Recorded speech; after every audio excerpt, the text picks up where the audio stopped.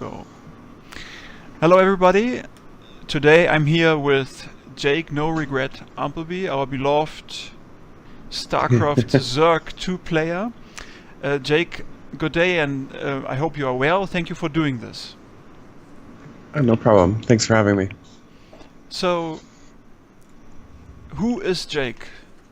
That's the question that I asked myself when I started preparing for this interview. Could you maybe give us a short introduction to Jake Umpleby? He's a Zerg player who snuck into Code S the most recent season. Manages the Teamhouse in Korea for foreigners and represents Nerd Street Gamers as a player, I guess. I think most notorious for being aggressive on ladder, but yeah. And some of the content stuff I do, I guess, is now kind of preceding my ladder presence, I guess, in StarCraft. I don't know if I would say that yet, but it's getting there. So, but Jake, as a person, anything you want to add to that?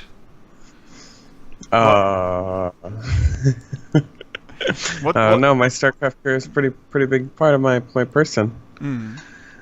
I don't know. I don't really go outside, so that's about it. Okay, cool. I'm a tall guy. That's all right. I'm a big guy. You are a big guy. Yeah, I'm a big guy. How, like you mean literally? Yes. Is it? How big are you? I'm like somewhere between 195 and 2 meters. I don't know, something like that. Okay, that is big. Ever run into problems while playing and being a pro gamer? With my height? No. Yeah. I don't think so. That's good. I mean, I've ran into like doors and stuff, but that doesn't really affect me as a pro gamer. Cool. Yeah, I don't think so. I don't think I've ever had any. I was thinking of like desk height problems, but I don't think so. If anything, I'm just too tall for that, and that's better than being too short. Because if you're too short, your wrists are like this. Yes. But if you're too tall, like playing like that's a bit easier. So, cool. Yeah, it's fine. So, Jake, I have to be very honest with you. When I was reaching out to people and trying to get people to interview, I'm doing this in my free time. There's no other things on the side going on for me. Right. I actually had to look you up a bit, and actually only then discovered that you are quite active, that you produce your own content, that you are longer in Korea than I even knew. So I always had your name. I knew NoRegret somehow from the Americas or Canada. Somehow playing Zerg and already quite a long time active in StarCraft 2, but I wasn't aware of the amount of work that you put into StarCraft 2. So very impressive. Yeah. Thank you. Yeah, and I'm happy that I think yeah. There's like it's like half the people know me from like my player, like he's there. He got Code S somehow. He snuck in, but he's like one of those players. He's good, but not like Neeb good, you know. So he's just like, I don't get the spotlight or whatever. And then the other half know me from the content, but they don't put two and two together. Where it's like, well, actually, he does both. Like he's actually a player and a content creator at the same time. Like when you know both and you see like, okay, he's putting in like 10 hours a day into practicing, and then he's putting the rest of the time into content. So it's like, okay, yeah, he actually is he puts a lot of time into StarCraft, but a lot of people don't put that two and two connection, you know? Yeah, a big revelation for me was the recent vlog that you did, I think in May, a bigger one. I think it is an introduction also to your Patreon. So guys, you should definitely check that out if you are listening to this interview. It's a very good vlog. It helped me to understand you way better and to put you in the bigger picture of StarCraft also, how you see yourself. So this vlog for me was so interesting and very helpful. And I didn't realize that you are already a full and now at this point in time even nearly 1.5 years in Korea. right? Mm-hmm. Yeah, that vlog was a 1 year like commemoration essentially, like to the Exactly. 1 year I spent in Korea. So it's And been like a year and a little bit now. yeah, quite a long time already. And I mean, you go into the details, the timeline, what happened when, and how things developed for you there. So Right.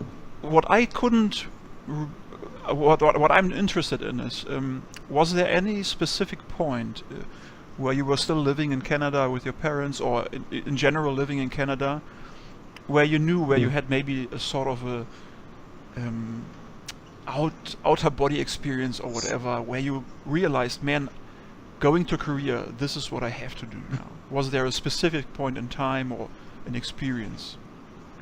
I guess a little bit. So I was living in like a team house kinda in the United States with my old team, which is Storm Gaming. They have their own team house. It's where like True lives. But for whatever reason, the United States like denied me entry because I didn't have enough assets in Canada to prove I'm not immigrating. Like I didn't have a like a university enrollment. I didn't have a job, and I didn't own a house. Obviously, I was pretty young. I was only like 19, so it's a bit weird for them to be like, okay, if you don't have these things, you can't come. Because I feel like a lot of 19-year-olds don't own a house, don't have a job, and don't go to school. But it's whatever. So that happened, and then essentially I was like, well, if I'm gonna get my own place or something, I'm gonna pay more rent in Canada. Like rent in Canada is expensive, and if I live with my parents, I can't really be full time because they like to like I don't know like micromanage and like get you to work and do those things, and it's just like not a productive thing. Where I'm spending like 40% of my day doing like either jobs around the house or doing like legitimate work with my parents because they have their own company. So it's just not like a good practice environment, I guess you could say. So eventually I got into contact with Choya, and I was like, yeah, this is a much better option for me. Even if it doesn't go well, at least I have that experience. Okay, so there was this moment where you realized, okay, now I have to make a choice. Either I Right. go, and you talk a bit about it in your vlog also. Either I go work with my parents and do like some 9 to 5 job, or I really commit to the pro gaming or Korea also. Right. Yeah, It was cool. like I'm doing either one, and I'm doing either one correctly. It's not like I'm going to do both half-assed and not really do either of them well. Yeah, so that And was 2015. 2016, I think. I'm not sure. I think so. Mhm. Yeah, like early 2016. Yeah, yeah. So and then you did it. You went, and I mean, it's quite a interesting development, I think, and a choice that you made. Um, so now you are in Korea. You are living there. You are experiencing the country, the people, and obviously our beloved GSL setup. Um, so after 1.5 years, uh, any regrets? None. I would do it again every single time. I don't think there was a single thing that.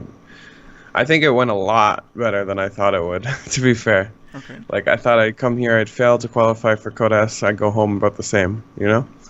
And, like, immediately when I came here, I got a lot better. Like, I don't know, I just feel like I'm a lot better, more well-rounded. I mean, I guess qualifying for Code S is kind of a good example. It's not like I got an easy bracket, you know? It wasn't like I snuck in because, I didn't have to play anybody. I played Impact to qualify. He's pretty good. So I felt pretty good about that, and even like my career has gotten better, like because I'm doing both. Like I'm going corporate kinda, and I'm still a pro gamer, but both are going well. Like the content's doing well, the community is well receiving it. I have a somewhat steady income from the Teamhouse and from my team and from Patreon and from pro gaming and from streaming and like all of it to make it like a decent like a survivable income or whatever. So yeah, I'm pretty happy with it. Like it's definitely everything's going great, and Korea itself is just amazing. Like way more stuff going on down here than in Canada, where I lived. So the closest grocery store is like a 30-minute drive away, you know. So It's a big country, Canada now. I mean, yeah. So okay, no regrets. Um, that's good.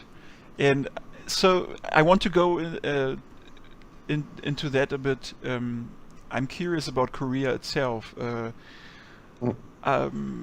What was your biggest culture shock for you at this point in I w- time? always tell the story, but when I first met what was his name? Pet. Hmm. I went for a handshake, and he like looked at me like I was really weird, and that's kind of where I remembered. Yeah, they don't do that here, you know. Like this is just a different country where that's not a thing. Yeah. So And obviously, we hear all the time that the food is amazing. So, can you confirm that? Probably. so the one thing in Canada, because like I said, we live really far from like any restaurants or grocery stores, so everything is homemade in Canada. Hmm. So like I do miss the homemade food because I don't get that much, but Korea food's really good, so it's still okay. It's sufficient for surviving. Yeah. Right. So, you mentioned the team house. So, and I couldn't really. I was wondering about that. When did that start officially? When did it become? When did Basetrade become involved? How's your setup at this point in time? Could you tell us a bit more about the whole setup of the team house also? Yeah. So originally it was just my idea was to move in with Scarlett, and we would have room for one other foreigner in our house, Hmm. which is what we did. We had like a two-bedroom house in Itaewon, which is pretty cheap to live in actually. But this place is cheaper when you go by like room and size for money, like a lot cheaper. Hmm. That house was like $560 per month, two bedroom, one bathroom. And this apartment is four bedrooms, two bathrooms, and like a big living room, and it's 950 per month. So much cheaper and like much more suitable for a team house. But anyways, about I'd say 4 months into our two bedroom apartment, like we'd been working with Basetrade already to like get a bigger house, I guess you could say. Hmm. Like I was pulling from the community like what they thought, and like I'm pretty like active in like questioning what I do before I do it. Like I don't mind sharing my like secrets with the community to kind of get the feedback before I do it. Just because, you know, I'd rather them know about it, not have it be a surprise, but it be done well. You know what I mean? So I like to do that. So I did that on Reddit, and that's when Basetrade reached out to us, and they were like, yeah, we will work with you on it. So that happened around I want to say like December or something. And I found the house and I did all the real estate stuff and all the paperwork and all the moving, because literally I was the only one here. Scarlett was in Canada, and because it was just me and Scarlett at the time, it wasn't like this big team house at the time. It was just me and Scarlett, so I had to do all the moving, and then like all the setting up and all that stuff. And eventually that's fine though. Like it was whatever. We actually didn't have that much stuff back then. If I had to do it now, it would be a lot harder. Hmm. Because now we have a lot of stuff. There's like 6 or 7 computers, like 10 monitors, you know, like 7 desks. It's a lot of stuff now. Back then it was 2 monitors and 2 desks. But and we didn't have any of our own stuff. So we did all that, and I built all these computers and stuff, and it's been fine so far. I've just been like recycling parts, building PCs. So, It's been I'm curious. So, who's living with you actually now? Not let's say semi-permanent, not counting the guests. that you get. Semi-permanent. Scarlett and Neeb, I guess, have been here for semi-permanent time so far. Okay. Cloudy and Time are usually semi-permanent, but they are in China getting visas right now. Hmm. Cloudy and Time have probably stayed. Time was off, on and off, but Cloudy stayed here from the entire time we've had a house. Okay. I know that Yeah. guy. Hi. Yeah, he's photobombing me, you could say. He's gonna sit in front of the air conditioner because it's the coolest spot in the house. That's nice. So, Mm. so and then you obviously doing the management and all that, yeah.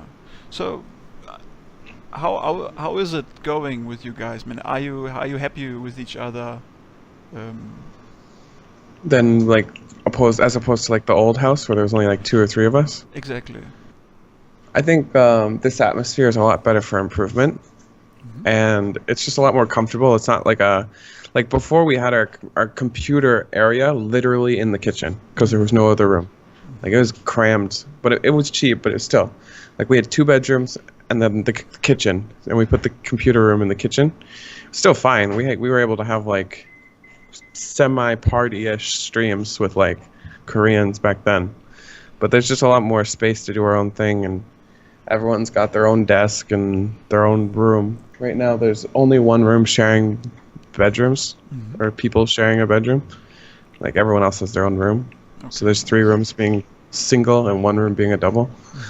I don't know, it's a lot nicer now. And because it's bigger, it's a lot cheaper overall. So like rent with utilities is only $270 right now, $270 for the players, nice. Which is pretty good. Like you should be able to make that much money in a month if you're here. I guess, yeah. So any big secrets you can reveal to us about your people living with you that you didn't mention already? I mean, I don't want to. Nothing too much on their end. I mean, there's one secret that I haven't been telling at all. Is like, we wanted me and I don't know if you know my camera guy's name is Matt, but he's really really good, really talented. We're gonna try and do a documentary from this house, like a person's like I guess daily life in Korea, to like preparation for a tournament and then traveling to it and participating in it, kind of like a documentary on their progress, essentially. But yeah, we haven't released or done anything for that yet. We're gonna do like a little trailer soon. I think we're shooting it tomorrow. Nice. It's gonna be like a 1-minute trailer video, to kind of get the ball rolling.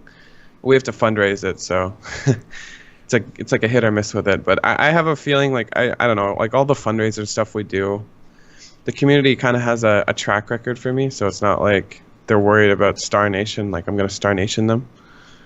And I'm not even asking for that much. It's like $3K, because we just need to pay for his flight.